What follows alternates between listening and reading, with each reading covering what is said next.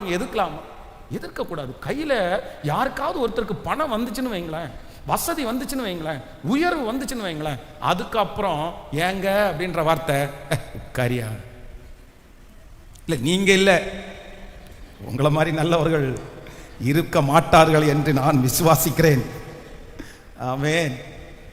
ஆமா, இல்லை இல்லை இல்லை இல்லை, இது ஆணா இருந்தாலும் பெண்ணா இருந்தாலும் சரி, ஆண் மகனா இருந்தாலும் பெண் மகனா இருந்தாலும், என்ன என்னுடைய மனைவி என்ன டிபெண்ட் பண்ணி வாழ்றாங்க அப்படின்றதுக்காக நான் முதல்ல இருந்ததை, அந்த அன்பை, அந்த சமாதானத்தை நான் வளர்ந்ததுக்கு அப்புறம் என்ன பண்ணிடக்கூடாதுன்னா குறைச்சிடவே கூடாது, குறைச்சிடவே கூடாது.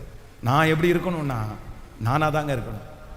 இந்த சத்தத்தை கேட்டுக்கொண்டிருக்கிற யாருடைய வீட்டில் பிள்ளைங்க உங்களுக்கு வேலை கிடைச்சதுனால, சம்பளம் கிடைச்சதுனால, குழந்தை கிடைச்சதுனால, உயர்வு கிடைச்சதுனால ஏற்கனவே கீழ்ப்படிஞ்சவங்களுக்கு கீழ்ப்படிய முடியாது, ஏற்கனவே சமாதானமான போன இடத்துல சமாதானமாக போக முடியாது, ஏற்கனவே தாழ்ந்து போன இடத்துல தாழ்ந்து போக முடியாது. இப்போ நானும் உங்களை மாதிரி தான், நானும் இப்போ சம்பாதிக்க ஆரம்பித்தேன், எனக்கும் இப்போ கிடைச்சிருச்சு அப்படின்ற மனசோட இருப்பீங்கன்னா உங்களை பார்த்து தான் ஆண்டவர் தெளிவாக சொல்கிறாரு, நீ உன் நாச்சியார் அன்றைக்கு போய் அடங்கி இரு, நீ திரும்பி போ, நீ அமைதியா இரு, உன் கேரக்டர் நீ சேஞ்ச் பண்ணாத. எவ்வளவு ஆண்டவர் உனக்கு தந்தாலும், எவ்வளவு ஆண்டவர் உங்களுக்கு கொடுத்தாலும் நீங்களா இருங்க. நீங்க வீம்பு பாராட்டதுனால அவங்க மாற போறது இல்லை. ஆனா உங்க கேரக்டரை மாறாம இருந்தீங்கன்னா எப்பேற்பட்ட நபரும் உங்களுக்கு மாறுவார்கள். கர்த்தர் மாற்ற வைக்கிறதற்கு கர்த்தர் வல்லவராய் இருக்கிறார். அல்லேலூயா.